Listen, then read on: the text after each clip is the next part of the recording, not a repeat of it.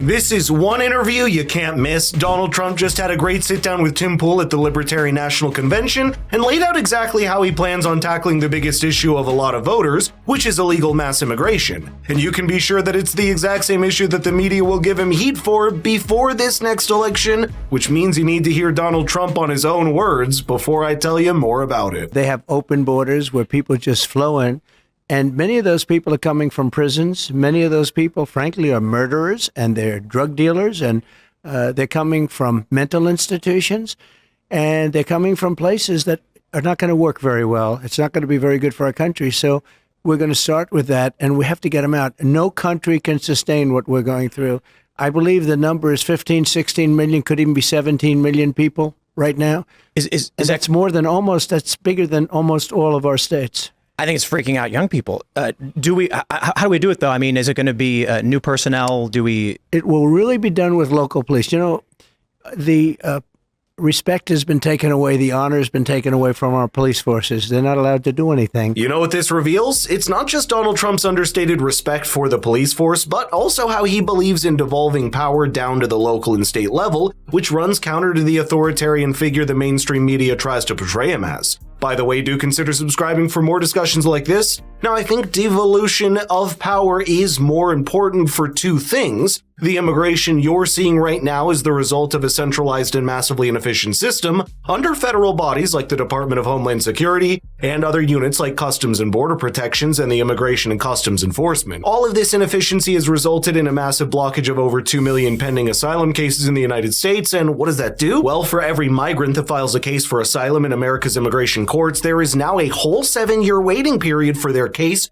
to even be heard. This creates something called a pull factor for illegal migrants, where they know that somehow getting themselves into U.S. territory could potentially leave them with 7 years of breathing room before the slow and centralized bureaucracy and legal system starts to move. And what's more, the bill introduced last year in the House of Representatives under the Biden administration, called the Asylum Seeker Work Authoritarian Act, would even allow these migrants with pending cases official work permits if their case is delayed by more than 108 days. That means there's an incentive created by the very same inefficient centralized system that failed to process them fast enough to come into the United States by any means they can, and here's what that's doing. Forget even about the societal or cultural impact of mass migration. It's putting a real strain on local and state budgets that have to be stretched thin in meeting the two most basic and yet most expensive needs of millions of new migrants, being housing and healthcare. And before the major cities can even grapple with the politics of it, hundreds of millions of dollars from the budget vanish into thin air.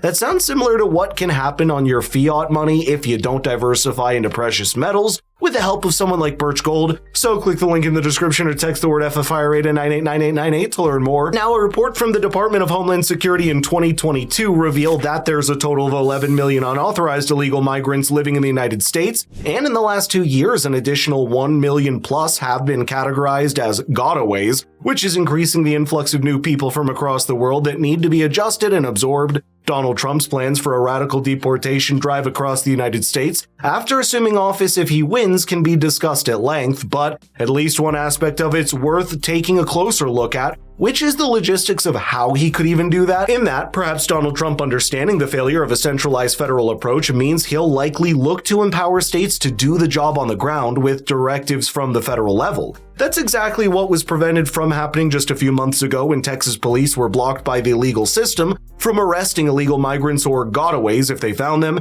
which reversed the police powers given to them under a bill signed earlier by Texas Governor Greg Abbott to control the flow of illegal migrants from his state's border. But watch Donald Trump explain his own plans to empower the police, not just on a legal front, but in setting up the right incentive structures for those officers on duty who put their lives on the line every day. We have to give honor and respect back, and I believe immunity, because, you know, so often when a police person does their job, they end up with no pension, they end up with no house, they end up with no family, everything's taken away from them. They have to get their own lawyer. So we're going to give them back their dignity and their strength. The local police know the criminals that we're talking about. They know their first name, their middle name, and their last name. They know everything about them. And we're going to have to let them do that. And they will bring them in. We have no choice. And these are, in many cases, and this is from all over the world, not just South America, which is big enough. but they're coming in from the Congo. They're coming in from all parts of Africa. They're coming in from all parts of Asia, and it's an invasion into our country, and no country can handle this. The police force in the United States in the last few years has been the public front for a lot of backlash, not just on the issue of keeping cities secure after the migrant influx, but also by being caught up in America's racial politics after the BLM protests a few years back. Surveys from across the countries consistently report how the police morale is at an all-time low, and an increasing number of officers now hesitate to stop and investigate people they view as slightly suspicious. That's not a good sign for the internal security of the country overall, and it's clear that this is the first logistical weak point that Donald Trump will have to address if he wants his deportation plans to work. Right now, there's just under 1 million police officers in the United States that form one of the most important systems of security inside the country. There's practically no widespread policy that can be enacted without taking that massive manpower on board. And that doesn't just mean politically or legally, but also morally in a way that raises the spirits of the officers and makes them a unit with the people and the state and federal government. Of course, that also means if Donald Trump wants his deportation plans to come true, there will need to be some deep consideration about making sure it doesn't give off the wrong optics, and that's a delicate balance that will inevitably be very hard to achieve, especially as there's no shortage of his detractors across digital and legacy media looking to capitalize on every wrong move he makes. That's the internal aspect of this, but I think Tim Pool did a great job next tying the immigration debate to the current wars internationally, and there's a thread here that a lot of people seem to have missed. I'll bring it back to the economy. This young guy I was talking to about immigration.